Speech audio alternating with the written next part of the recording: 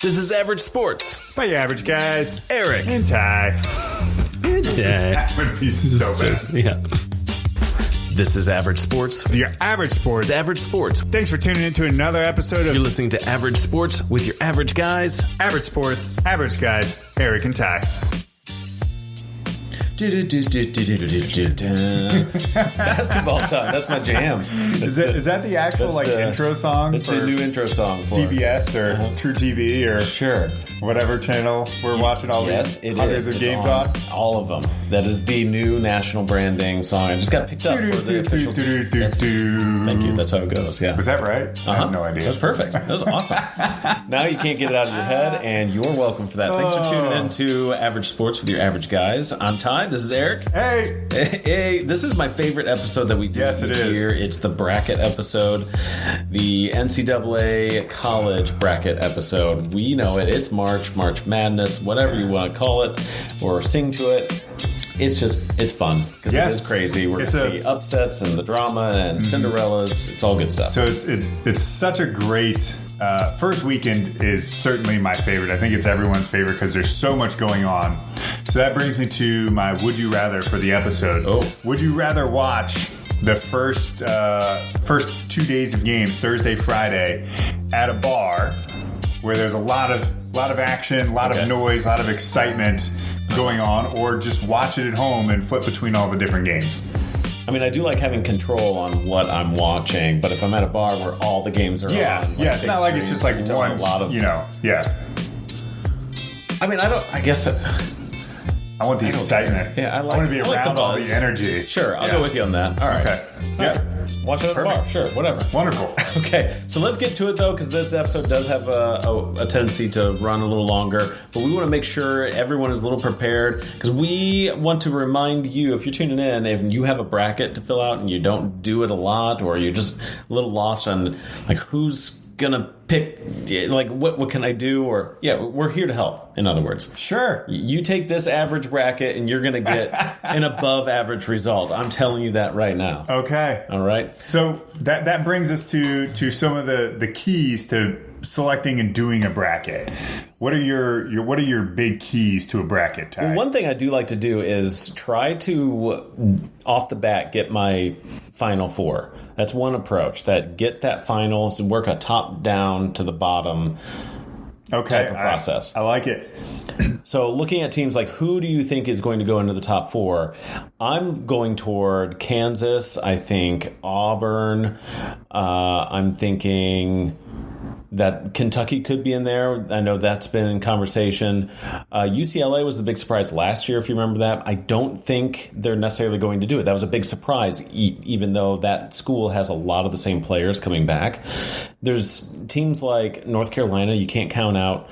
Baylor is coming off of a pretty good season, but has suffered some injury.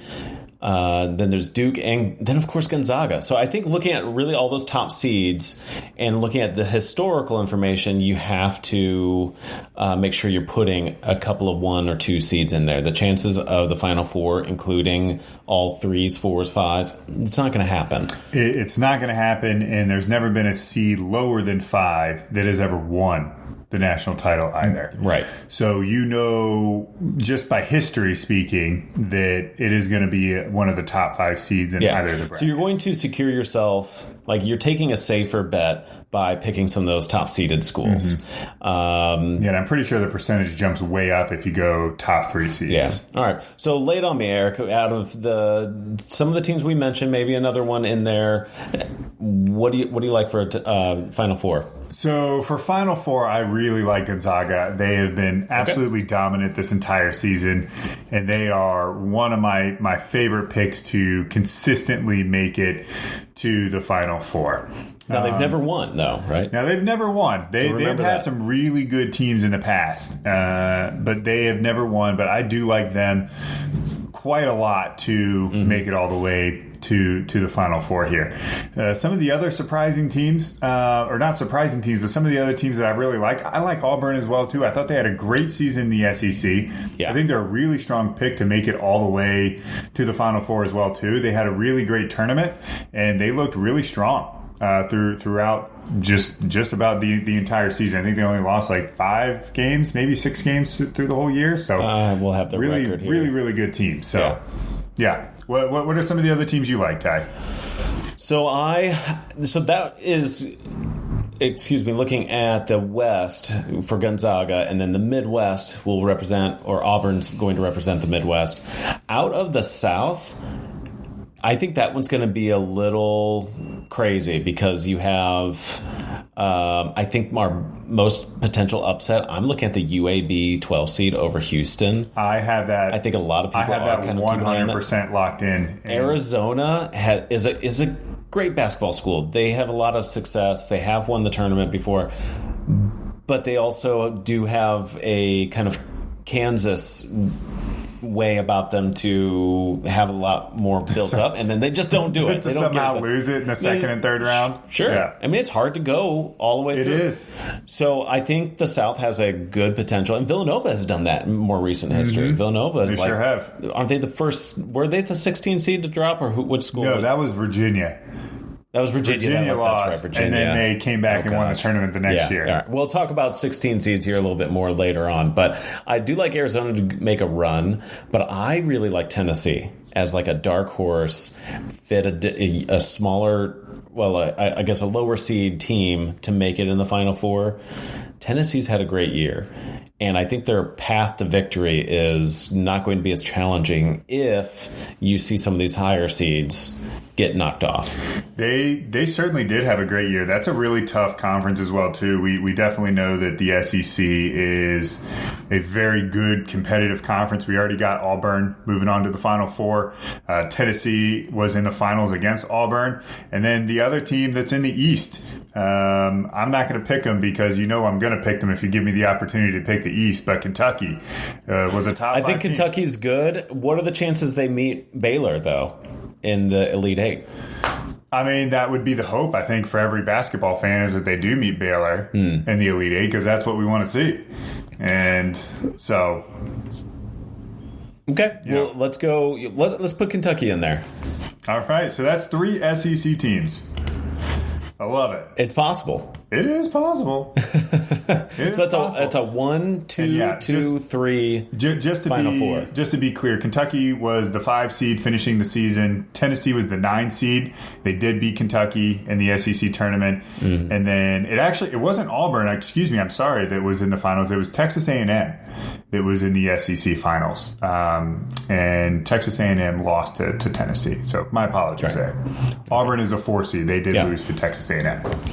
So we have a Final Four set up before picking a final, because this is what too can kind of change your Final Four as you're going along. It's easy to make changes to your picks. Maybe just make a second bracket, but try to hold on to those Final Four picks for as long as you can, and then have the rest of the matchups shape up. Let's talk about upsets, though, because upsets are going to happen. If you don't pick upsets, you have a busted bracket from day one. You have to go bold on a couple of games and just hope it works out for you. We mentioned the Houston UAB. Are we unanimous there? Yeah, I am big on UAB. One of the things I really look for when we're talking upsets is that 12-5 has really been the popular one for many, many years and for good reason. But what I really look for in those matchups is, do we have a major conference team is the lower seed versus a non-major conference team is a higher seed, or do we also have 2 non-major conference teams? And in this case, Houston and UAB are 2 non-major conference teams. And I really like what UAB brings to the table. There's a couple of people here I think you're going to be really excited to watch, which is Jordan Walker. He is going to be an outstanding player that you're really going to watch this matchup. It's kind of like Ja Morant a couple of years ago playing for Marquette. It was like, you have to watch this guy play, and he got his spotlight in the tournament. It's going to be the same thing for Jordan Walker as well, too. He's an absolutely electric player, and I think you're really, really going to like him, as well as Quan Jackson. As well as KJ Buffin. Those are some players that you really should be watching in that UAB Houston game, and I do have UAB winning. And then also on that south side, one thing I look for in general, like I said, is that major conference versus that non-major conference, and I'm going to take Michigan over Colorado State. Now, they've been having some issues. And Colorado State Michigan is having a great year. They Best are. in school history. They are. So that's an upset, for sure. That is an upset. Michigan is definitely lower ranked. They've had some issues with some drama coming down to the end of the season with Howard punching another coach on another team. It was a whole lot of stuff going on. But I'm going to take Michigan to beat Colorado State. Those are the two upsets I have in the South. I like it. How about those still also staying in the South? There's a 4 seed against a 13. Now, 13s don't always get it done, but I think we have a chance here. It is not uncommon that you'll see that kind of upset. I kind of like throwing out the wild card, Chattanooga over Illinois. For how good Illinois was last year and the hype around them, they kind of disappointed. Yeah, they fell I feel flat. like that could happen again easily out in the first game. That you'll get a 12 and 13 seed, and that's what I'm talking about, where the South or any part of the bracket becomes then just this cluster of craziness. March Madness. Yep. Where you didn't predict, like it was too hard to predict that. So I'm going to go for a 12 and 13, and then that way with UAB to move on. Sure, I like that too.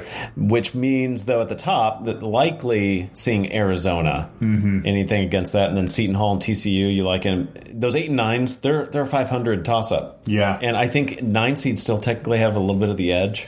I have historical wins, but it's marginal. So let's throw TCU in there. Well, do we want Horned Frogs or Pirates? I like Horned Frogs. All right, we're going Horned Frogs. Okay. To finish off the South, we have Ohio State over Loyola. Loyola won their conference championship. But do you see them beating Ohio State? No, I think I'm going to take Ohio State here. I like it too. On this one, and it's good to be realistic. You can't look for. We already have a bunch of upsets then in the South. Be realistic. So I'm going to take Villanova. I think we'll take Villanova over Delaware, the 15 seed, and then Villanova again to meet Tennessee. So you got a 2 and a 3 meeting in the Sweet 16 at that point. With then the winner of the Arizona UAB game. I think that's where UAB UAB's run is done. I like that. Let's go into the West then to frame that picture up. Any upsets there you see? The one I'm always interested, of course, is that 5-12. I'm not so sure that the Aggies from New Mexico State are going to be able to do it. They're a terrible three-point shooting team. They're terrible from the free throw line, and I think that just spells disaster. Yeah. If you're not able to shoot from the free throw line when it really counts, or even potentially keep up in a scoring game by being able to shoot threes, I think you're done. So I'm not sure that the Aggies have what it takes to be one of those. No, I totally agree. And especially when you're talking about the pedigree of a school like UConn, they have just got it done no matter what their seed is. They have had a lot of success in the tournament, whether they're winning or not. They usually punch above their seed. So if anywhere, I think Gonzaga may stumble and get dropped in the tournament, it would be against UConn. I'd like to see that 1-5 matchup. Yeah. I would like to see that as well, too. And, another thing about the Aggies is they're outside the top 100 when it comes to rebounding defense. So that's also going to be a huge problem. Now, purely, there's an 8-9 matchup, Boise State and Memphis. Going off of their football program, I'm just seeing a change in athletics.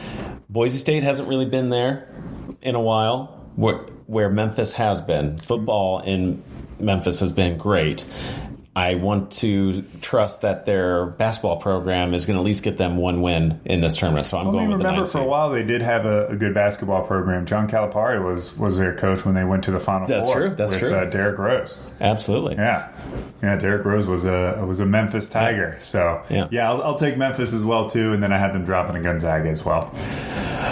Okay, so we have a 4-seed Arkansas against 13 Vermont. See anything wild there? Nothing overly crazy. I think I'll go ahead and take the Razorbacks. And then we move over to Alabama and then either Rutgers or Notre Dame. So the last couple of years, we have had one of these 11-6 play-ins where the 11-seed play-in moves on to at least the second round. Yeah. So that's happened every single year since they've done that. So the other 11 seed play-in was the Indiana winner. Was it? No. Indiana had to do a play-in. Or was it Virginia Tech? They didn't have to do a play-in. Maybe it's Virginia Tech, because you're right. It's always 11 seed or the 15 seed or the 16 seed. The other play-in is... It was Indiana. You are correct. It was Indiana. They beat Wyoming.